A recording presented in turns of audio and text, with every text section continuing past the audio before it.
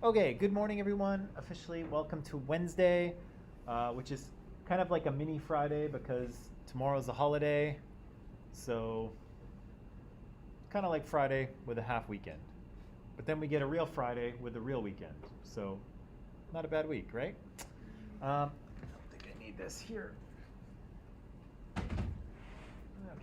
Okay. So, tomorrow, of course, will be a holiday. You can sleep in and relax. The day after that, of course, we are going to Museum of Anthropology, right? So I was a little bit I made a mistake on the timing of that trip because I can't seem to keep numbers or dates or anything in my head anymore for some reason. I don't know why. But we're actually going to leave here at 9 o'clock in the morning, okay? So what I need to know from you is who has a class in first block? Okay, so Felicia and Kenny, you're in with Tom, right? Okay. You're in with Tom. Yoya, who are you with first block? You're with Tom too. Okay, right. Okay. Tom. Chen, who are you with? You're with who? Bianca. Okay. We should write essay. That's it. There's an essay tomorrow? Yeah. Son of Tomorrow, no, Friday. Or Friday, you mean? And after that, Oh my after God. we came back, we have Okay. midterm quizzing. Okay. I'll deal with that. Kang, are you with anyone? Kwan, you're next door, right? You're with Tom? Okay. Kenny, Yoya, Kwan. Okay. You're with Bianca as well. Okay. Hang on. Are you? Mike, do you have a class before this? I'm free. You're free? Okay. Nice. All right. I've got some legwork to do, but I will figure that out. I'll get back to you on that shortly. So the plan is to leave here at 9, go to the museum, be there, and then come back in time for third block. Okay. So if you have a class in first block, just sit tight. I'm going to go talk to people and see what I can arrange. Okay. I still need your permission slips, and I still need your good morning. I still need your $6. Okay, if you haven't sent it to me already. What I want to do today, sure. What I want to do today is talk a little bit about the presentation, the final presentation assignment, and the first part of it, which is the sources, because I've created an assignment, I've assigned it to you in Microsoft Teams. I just want to walk through a few important things and then give you some time to kind of work on those while I do some legwork, okay? So, let me see. Where am I going? Here we go. And Kayla, good morning, Kayla. So, in this assignment, I've asked you to do this, right? I've asked you to do some research, get some information together, put it into some sort of an answer to the questions that you've been asked, say something about past cultures and present culture, and sort of express your own ideas, right? Get some ideas from other people, but kind of put them together to create something that is yours, okay?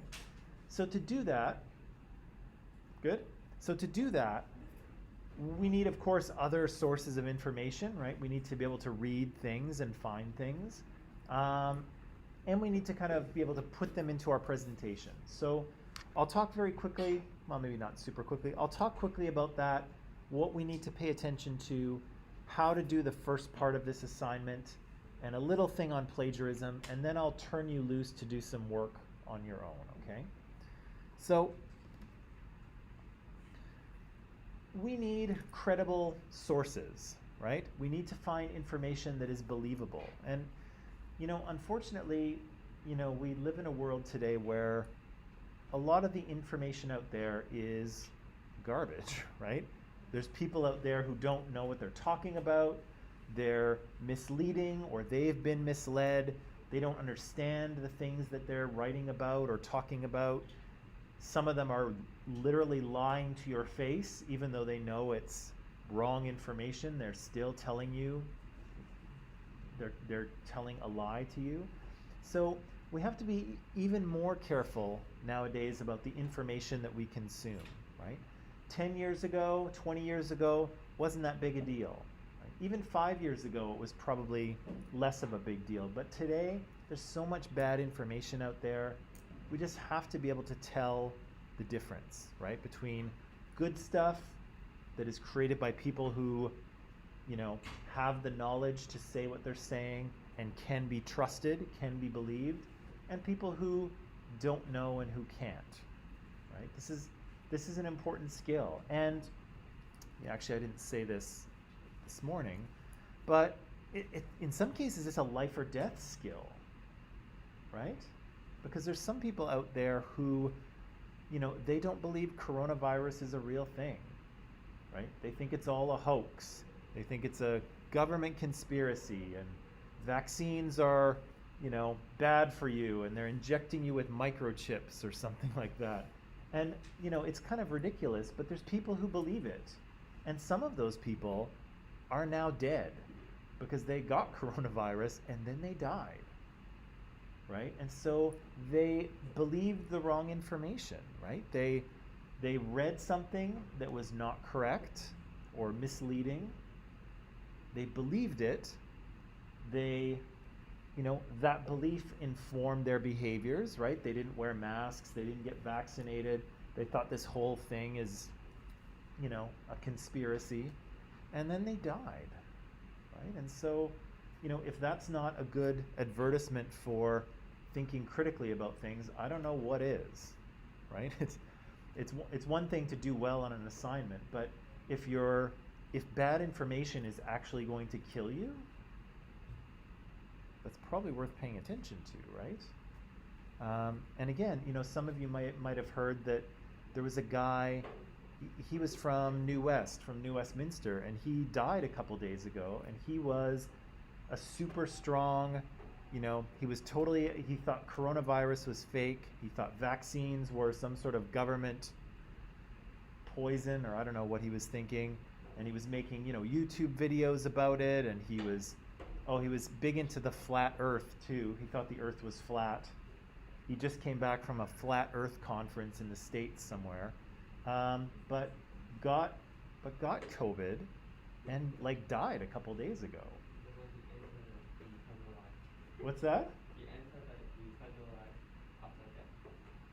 Say it one more time. He entered the eternal life. He did. After he died. He did. He's now living in the next world, whatever that is.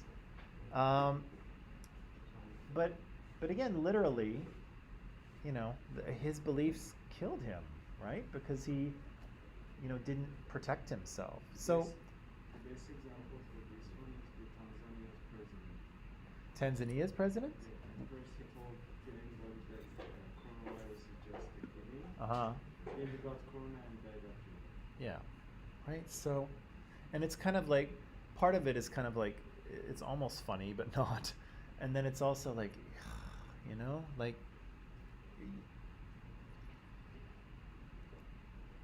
yeah, and maybe that's all I'll say about it, because I think you get my point. But yeah, not having access to correct information, not being able to tell, what's true and factual and what's not, can have some pretty heavy consequences, right? So we probably need to be able to do this. So, thank you.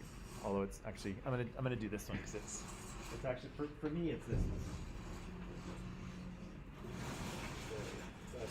Okay. Okay. So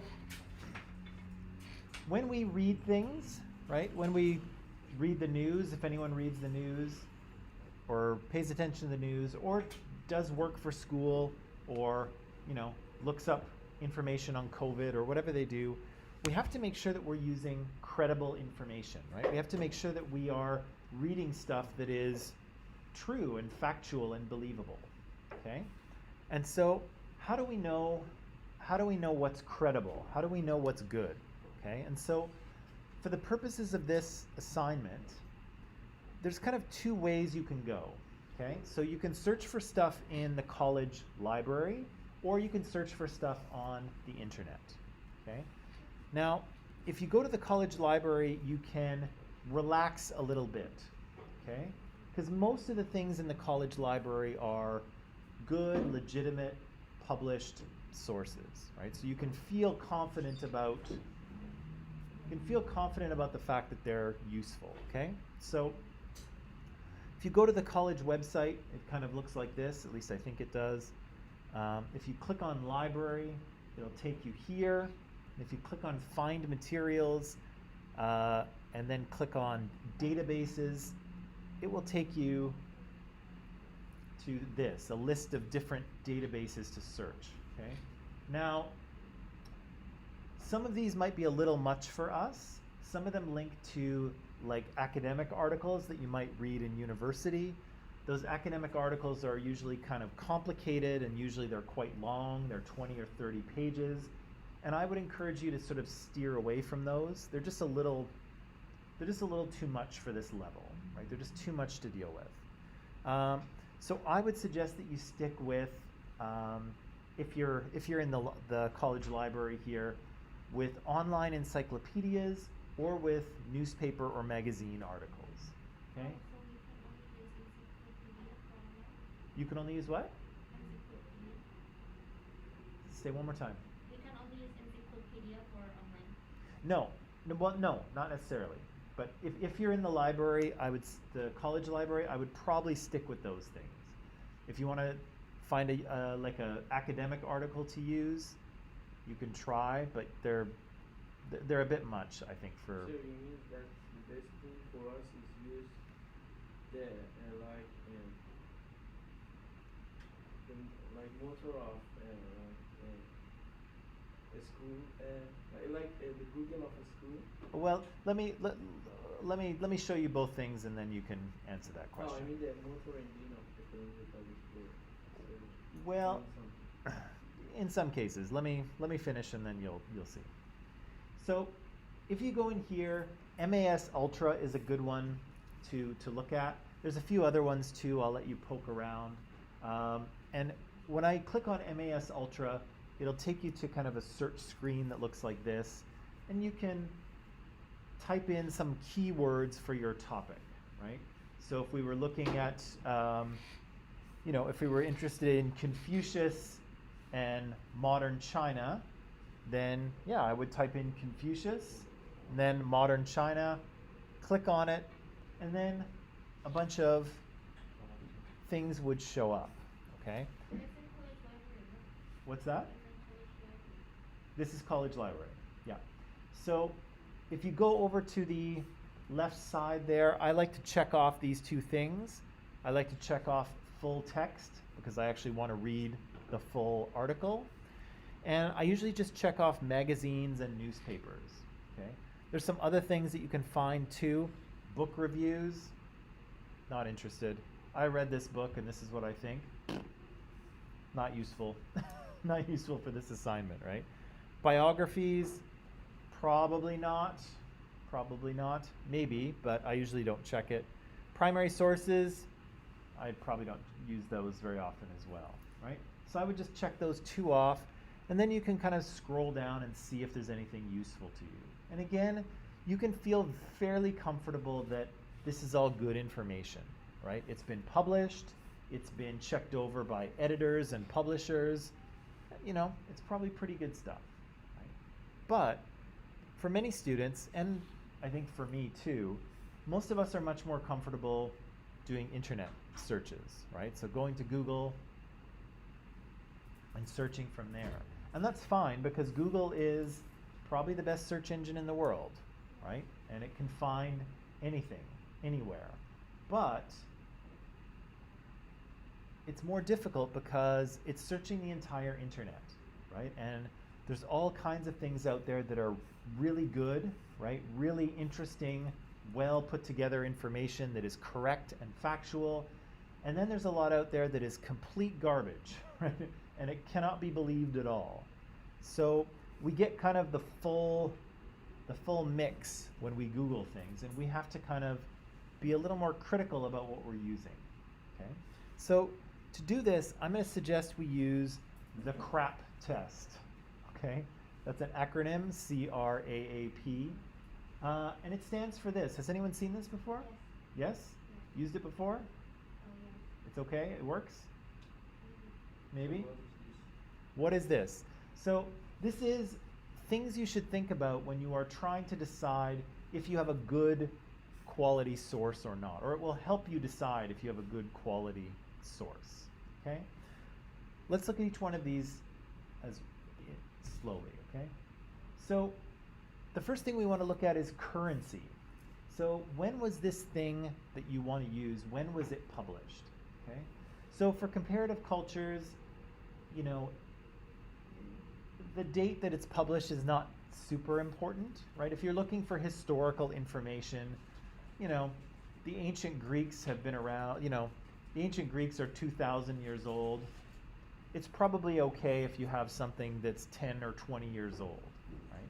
For my social justice class, I tell them that social justice is kind of a new thing, so you'll probably want to look for articles that are kind of new, right? Maybe in the last 5 years or so. For you guys, how old it is not super important, right? Because some of these things just don't change very much, right? The ancient Greeks have been the ancient Greeks for 2,000 years, right? So almost anything you read is going to be okay. I tend to like newer stuff, though. I tend to like looking at newer sources, but it's up to you. Relevancy. So is this useful for your topic? There's lots of information out there. In theory, you could include anything you want, but is it useful to the story you're trying to tell, right? Is it useful for the questions that you're trying to answer? If it's not, then, you know, maybe you have some good information, but it's just not useful, right? It just doesn't fit into what you're doing, and that's okay. Authority, right? So who wrote this thing, right? Does this person have the type of knowledge that would allow them to say the things that they do? Can we trust that they know what they're talking about, right? So here, for instance, let's try this. You'll remember that way back, we read an article called Jared Diamond, not called Jared Diamond. We read an article, sorry, just trying to search. We read an article called The Worst Mistake in the History of the Human Race by Jared Diamond, right? And the question is he credible, right? Can we believe him? You know, I provided you with an article and you read it because I told you to, but should we believe him? Well, let's see. So I Googled him, and it says here that Jared Diamond is an American geographer, historian, ornithologist, study of birds, and author, best known for his popular science books, The Third Chimpanzee, Guns, Germs, and Steel, Collapse, and The World Until Yesterday, and Upheaval. This guy's written like 5 or 6 books. Originally trained in biochemistry and physiology, Diamond is known for drawing from a variety of fields, including anthropology, ecology, geography, and evolutionary biology. Currently, he is a professor of geography at UCLA. Let me just see here. He went to Harvard University for his Bachelor of Arts. Got his PhD from Cambridge. In 1985, he got a MacArthur Genius Grant. A bunch of other prizes, Royal Society Prize for Science Books. Won a Pulitzer Prize in 1998. National Medal of Science in 1999. Tyler Prize for Environmental Achievement, 2001. So, does this sound like someone who knows what they're talking about? Yeah, that's a pretty good resume, right? If only I could list any of those things on my resume. What's that? Is his resume what? Well, I don't know. But that's a guy who kind of knows what he's talking about, right? So when he talks about history and evolution and human history, he's a guy who's done his homework, right? He knows what he is talking about. And so, yeah, we should believe him, right? But again, there's lots of Jared Diamonds out there writing things, and there's also lots of weirdos living in basements with tinfoil hats, right? And so we have to be able to tell the difference, right? So a quick Google search can tell us whether the person we're reading is somebody who knows what they're talking about or some random person, right? And again, we want someone who knows what they're talking about, not some random person, okay? Accuracy. This is a tough one because often you're researching things that you don't really know a lot about, right? So it's hard to tell if it's accurate, right? If you research something that you know really well, you can tell pretty quickly whether the person knows what they're talking about or not. But if you don't really know it, it's hard to tell, right? It's hard to tell if it's accurate. So what I look for here, if I don't entirely know what's right or wrong, I look for how it's written, okay? I watch spelling mistakes, I watch for grammar mistakes. If they make any of those, I get very suspicious, right? And again, not for students. I know you're all, some or many of you have English as your second or third language. It's tough, you're still learning, that's fine. But when I read things on the internet, I am very judgmental about spelling mistakes and grammar. And if somebody makes a spelling mistake or a grammar mistake, that either shows that they're not being careful about what they say or nobody's checking their work, right? Which means maybe this isn't so great, right? So I'm very careful about how it's written on the internet. And if it's not written well, that's not a great sign. Not a great sign. The last one is purpose, okay? So pay attention to, or try to think about who the audience is for this piece of writing, right? So Jared Diamond's article, I know it's been a while since we read it, but hopefully we remember a little bit. Who's his audience? Who is he writing for? Readers, right? What kind of readers?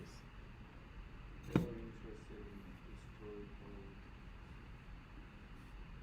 historical reading, so Yeah. The last generation's life story. Exactly, right? Jared Diamond's writing for readers who are kind of interested in science, interested in human history, right? And also, I'll throw this in, he also writes kind of for regular people, right? So he tries to take, things that are quite complicated and kind of make them a little more easily readable for the average person, right?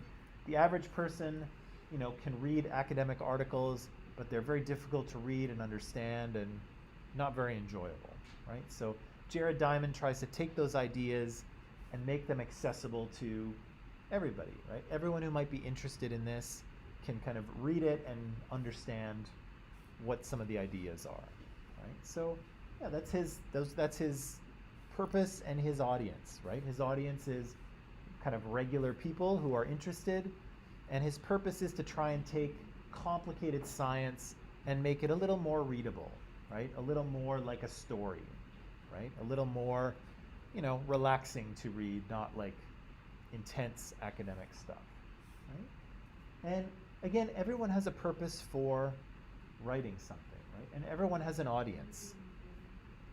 If you're writing in your diary, if you have one, probably not, but if you have one, you're just writing for yourself, right? That's your audience. If you have a blog, your audience is whoever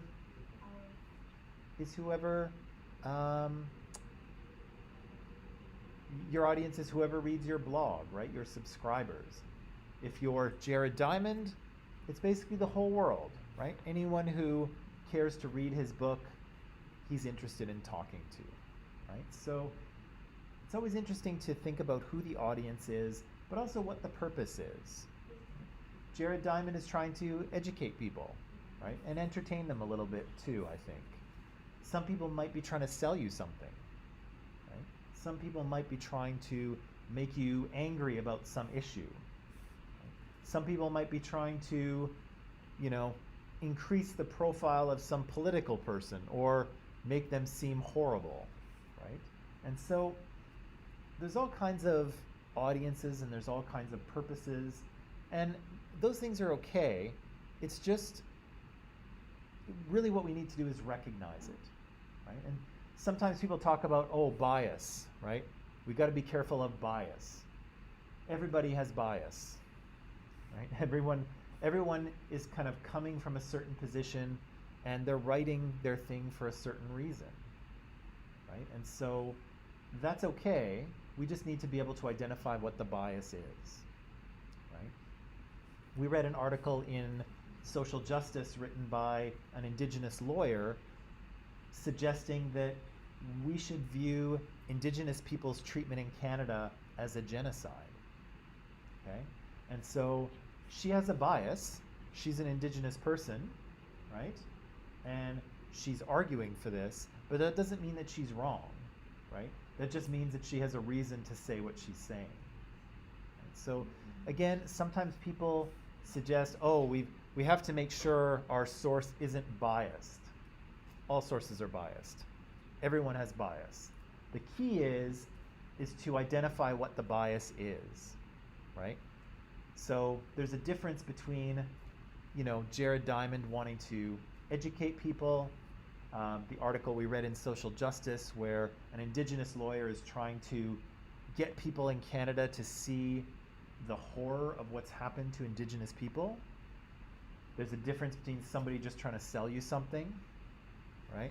There's a difference between someone, like Tucker Carlson, you might not know who this is, on Fox News, who simply,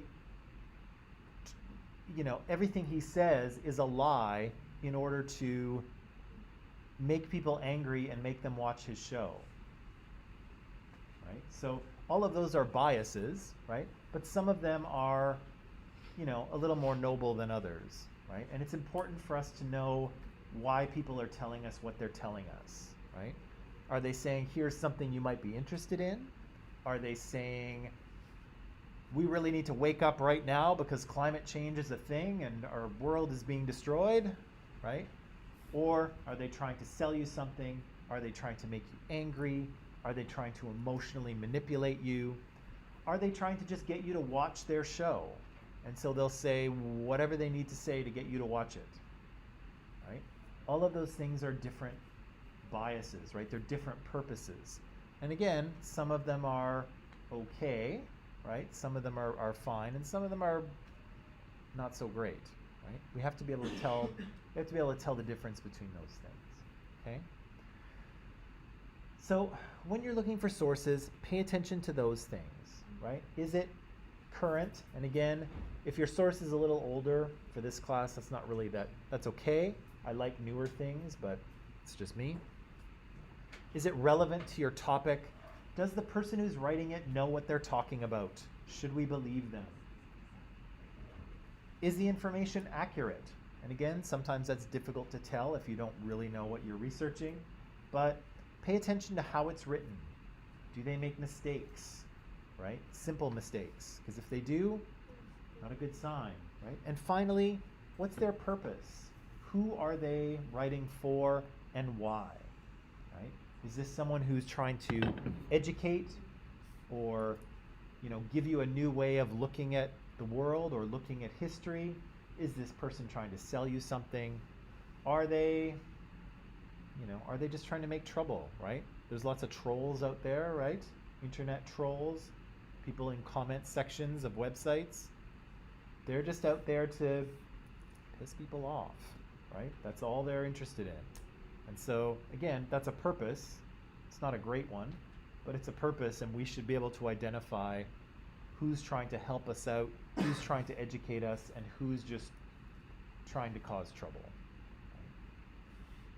the most important problem, historical problem, is that someone who changed the truth to show their side that our side is the correct side, and if we follow this side, we will be in the happy situation. Well, yeah, I mean, that's a very general way of explaining a lot of arguments, right? Is saying that this is the correct thing, and if you believe this thing and if you follow it, then good will come to you in some way, right? And so that could be anything from religion to health or diet advice or anything, right? There's all kinds of people out there trying to say, believe what I tell you and do what I tell you to do, and if you do, good things will come of it, right? Even they are all blind, I think. No, not necessarily. They're all blind?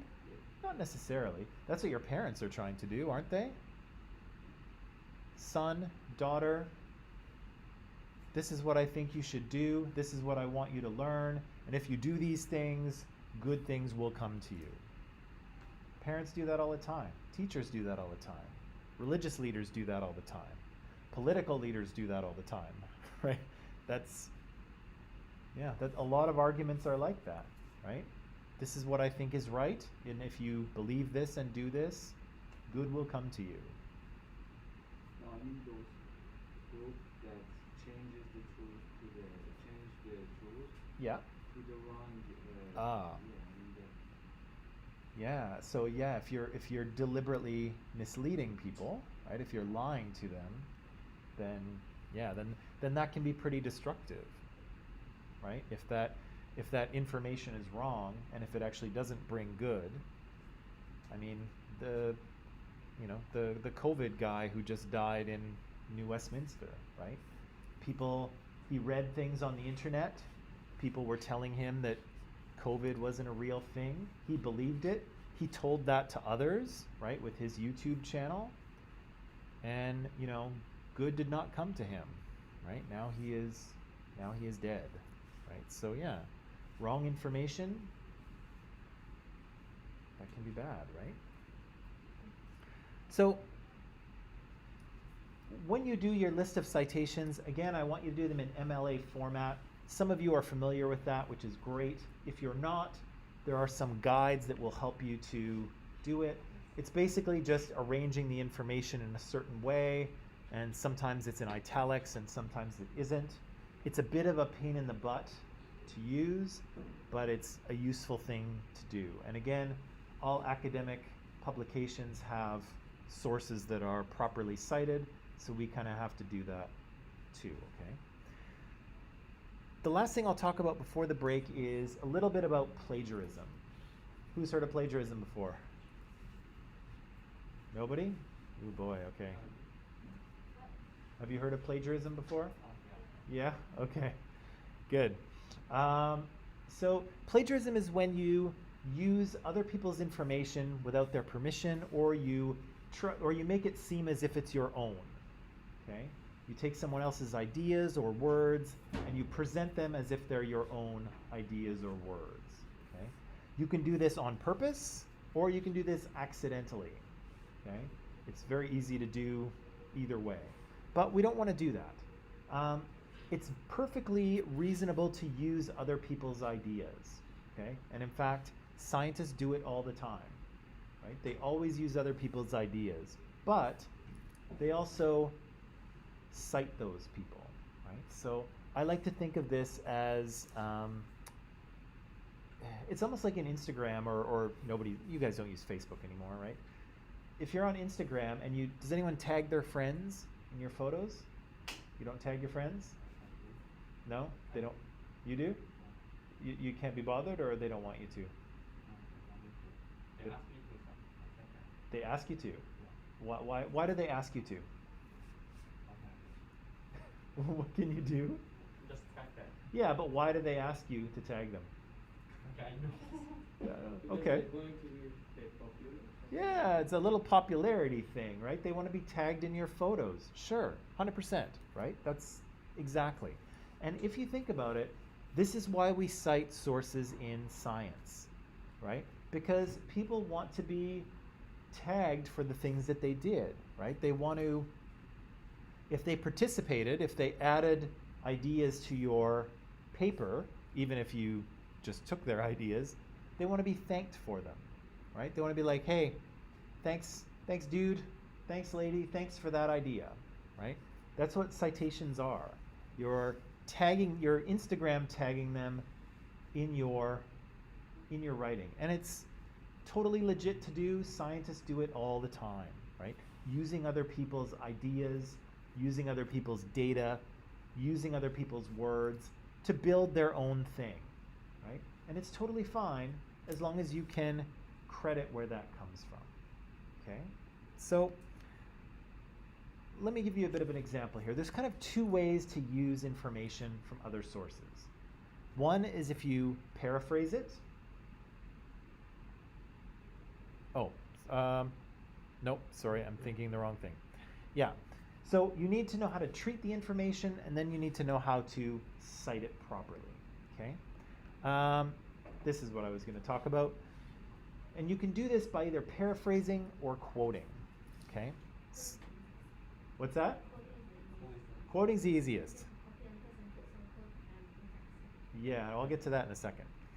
So here's what a paraphrase is, okay? So you are saying basically the same thing, but in a different form. You're saying it in your own words, okay? So it's kind of a, sometimes you can do it very short, like a very short summary. Sometimes it can be a little longer, but you're saying what someone else has said in your own words, in a different way, okay? Let me show you an example. Okay. So the top one is the original thing, right? This is our source. Students, listen to this, Felicia. Students frequently overuse direct quotation in taking notes. And as a result, they overuse quotations in their final research paper. Probably only about 10%, I would say less, but anyway, probably only about 10% of your final manuscript should appear as directly quoted material. Therefore, you should strive to limit the amount of exact transcribing, so exact copying, of source materials while you are taking your notes. If the source is in my own language, so I translate it into English. Hold on one second. We'll get to that. Let me make my point, and then we'll deal with that. So this is where it comes from, okay? James D. Lester, he wrote a book called Writing Research Papers. The book's published in 1976, and it's on page 4647. He says that exact thing, okay? That's from the book. Here, at the bottom, is a good paraphrase, okay? In research papers, students often quote excessively, failing to keep quoted material to a desirable level. Since the problem usually originates during note-taking, it is essential to minimize the material that is recorded verbatim, word for word, okay? So as you can see here, the person who's paraphrased, oh, and they've tagged him in. Nice little citation there, right? Lester, 4647. Thanks, James Lester. That's your idea, right? But the person has written it in their own words. Does it say effectively the same thing? Yeah, right? But it's in this person's own words. But we also know that it's James Lester's idea, right? They've Instagram tagged him into this, right? So it's all good. Nicely done here. Same thing, okay? So the top part is exactly the same as it was before. The bottom part is a good summary. It's very short, right? Students should just take a few notes in direct quotation from sources to help minimize the amount of quoted material in a research paper. Still says basically the same thing, nice and short. Instagram tag, right? Lester, page 4647. Still good. Nicely done, right? This is not done very well at all. This is what we don't want to do. So have a look at this. Do you see Do you see what's wrong with this? Yes, they just change the words, but they The actually structure just is copy the it. same. They what? The structure The is the structure same. is They the just same. change some words, a few words. Yeah, the sentence structure is the same. Most of the words are the same. They used a thesaurus here and there, Yes. right, to get some similar words, but it's basically the exact same thing, right? That's no good. That's not what you want to do, okay? So in this case, yeah, you're plagiarizing because you've copied and pasted and you're just switching out. You're using students frequently overuse, students often use too many. It's the same thing, right? So you've got to use your own words, right? You've got to understand it and then write it. Don't copy it, okay? Now, when you quote something, so that's paraphrasing. When you quote something, you're using exact words, okay? So, and in fact, you must. You don't get to add your own stuff in or change anything. It's got to be exactly, right? So you use the little quotation marks, like you can see there. And here you can see this. Let me tell you, my fellow countrymen, that all signs point this way, that the 20th century shall be the century of Canada and Canadian development. For the next 100 years, Canada shall be the star toward which all men who love progress and freedom shall come. I should be a politician, right? So this was our Prime Minister, Wilfrid Laurier, 1904, Massey Hall, got up, gave a speech, and that's part of the speech, right?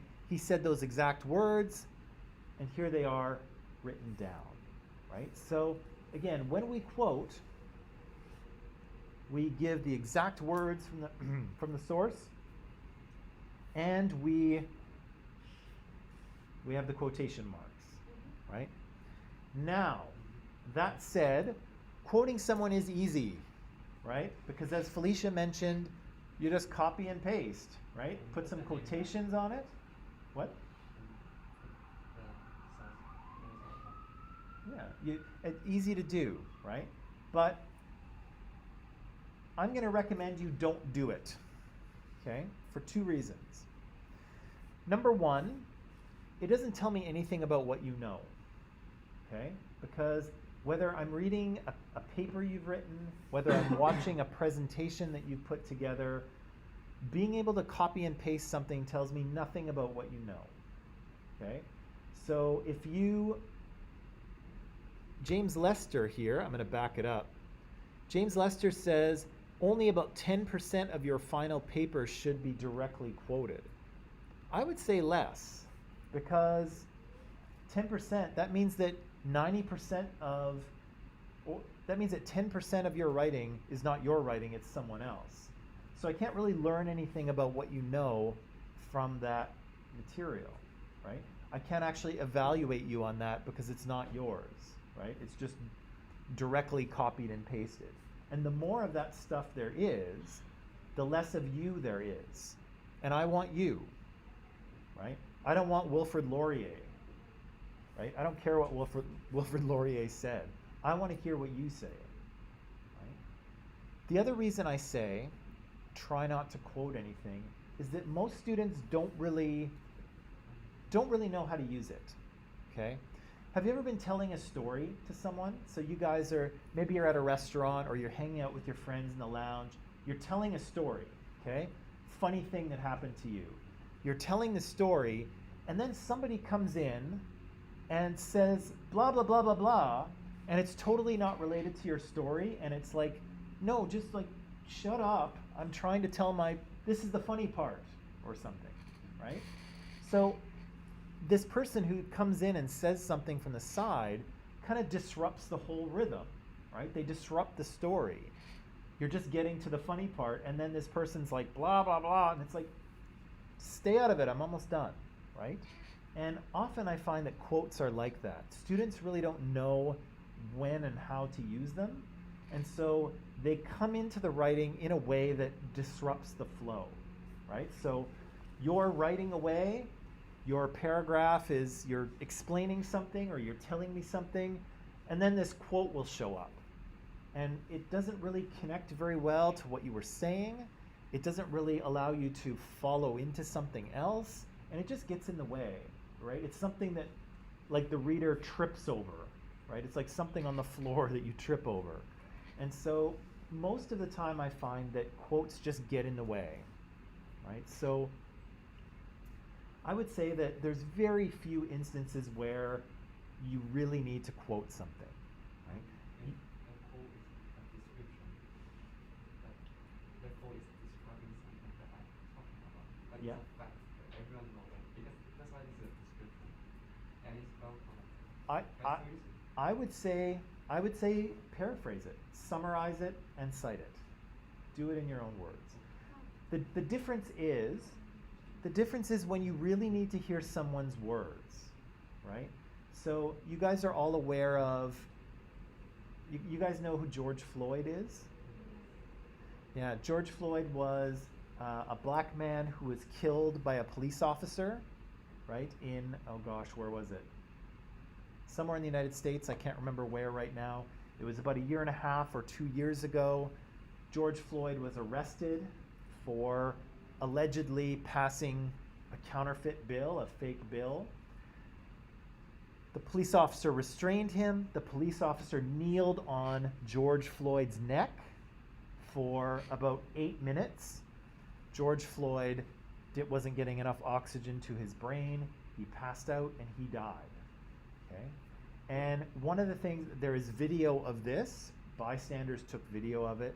And one of the things that George Floyd, basically the last thing that George Floyd ever said was, "I can't breathe." Okay? And so that's a pretty powerful thing, especially considering that this man died, right? So with George Floyd, if you were writing about him, you won't be, but if you were, you don't want to say, and George Floyd informed the officer that he was having difficulty getting air into his lungs, right? Now, that's an acceptable paraphrase, right? And it's a description of what happened, but it's way different than, "I can't breathe."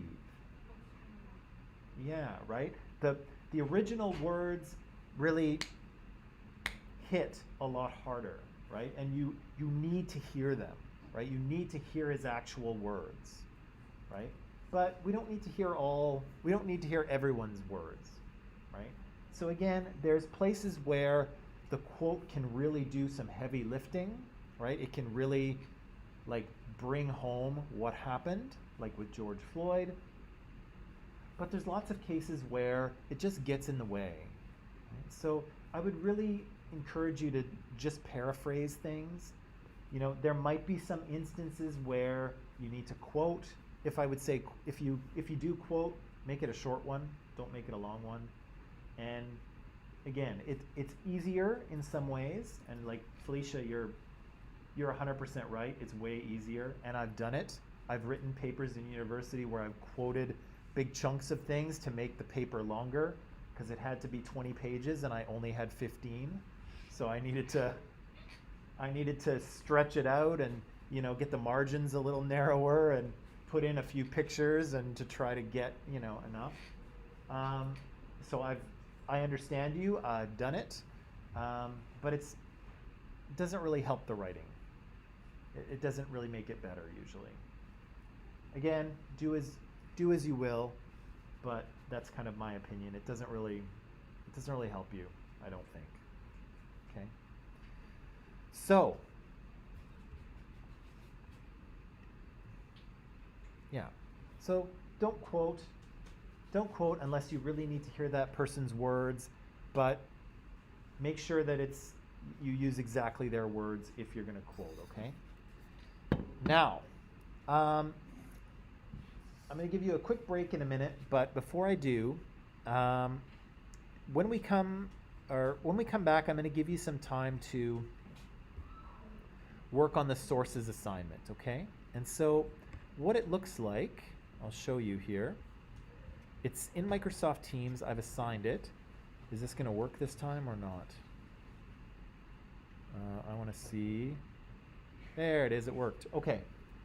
So there's two things. I don't know if your view is exactly like this or not. It might not be.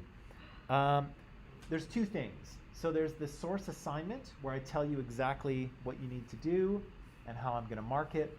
And then there's this little form, okay, that says crap test form.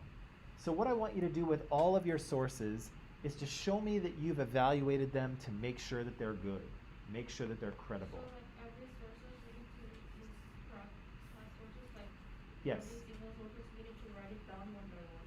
Yes, but all you have to do in the form, let me just see if I can open it here. And oh, good, okay. Here. So all you have to do is put the title of the source at the top, give me a link, and then just go down, just do the checklist, okay? Yes or no? Is there a date? Can you find a date when this was published? Yes. Can you find when it was published or updated? Yes. Do the links work? Yes. Is the information useful? Yes, it is, right? Are there facts? Yes, there are. Is there information about the author? Yes, I found it, right? Is the author qualified? Yes, I think so, right? So it's just kind of a check mark thing, but I want you to go through it for each of the 6 sources, okay? 6 sources. Yeah. So you'll have 6 of these. You'll have 6 of these forms, okay? 1 for each source. But again, just check it off, okay? The other part of it, hang on just a second here, close that. The other part of it, of course, is the assignment sheet here. It's basically what I've just told you. I'll zoom in, there we go.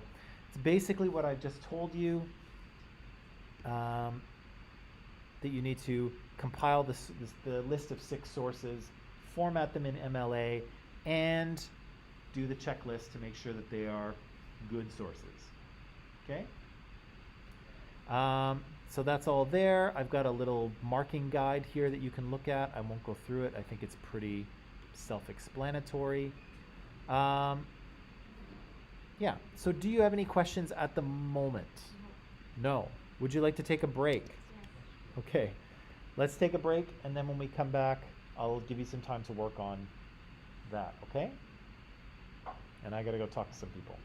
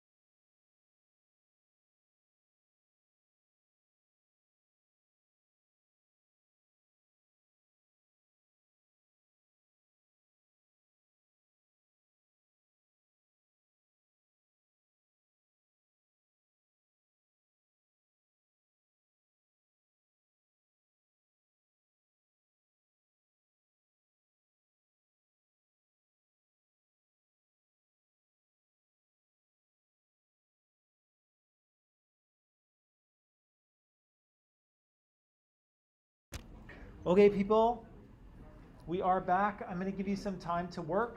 So you can either try to figure out your topic or try to find some sources. I've got to do some running around, but I'll be in and out, okay? So I'll let you work. If you have questions, you can let me know, okay?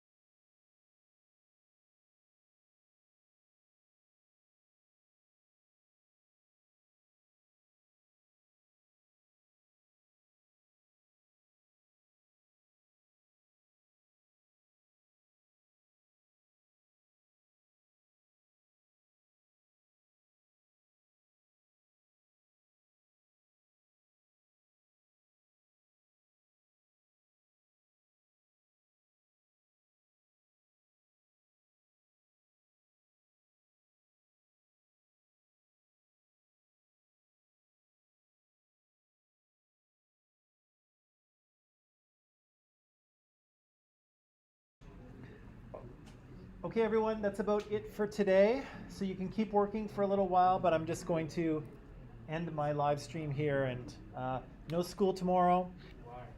because it's Remembrance Day. I want to study about the final. Oh, well, you can study about the final at home because I want to study with you. you have the whole day. No, it's my day off. It's my day off. Although I got a lot of work to do anyway. So don't forget to be here 9 o'clock. We're going to leave here 9 o'clock on Friday. Sir, we still have 2 quiz left, right? Sorry, what? We still have 2 quiz left. Yes. We're gonna do it all. Don't worry. What day is it? We have 5 quizzes. Yep. And we only did 3. Yep. And new stuff coming, right? A little bit of new stuff coming. Less. What we're gonna 1, talk about after this? 2. Oh boy. Okay. Yeah, we might have to talk about that next week and decide what to do. No, what we're gonna talk after this topic. After. Yeah, we have a little more to do. After this conversation, what is the topic after this conversation? Yeah, but there'll be less because we're going to be working on this presentation. So, and I'll give you more class time to do it. So How about you cancel one of the quiz? we'll talk about it next week. Yeah, you can do that. We'll talk about it next week. You can give all of us like 100% for like the 5th quiz. What? Like you use class What about classification to open replace book it. quiz? Yes. Hang on a second here. Hang on. We're so stressed. Bye. Yes. Because you're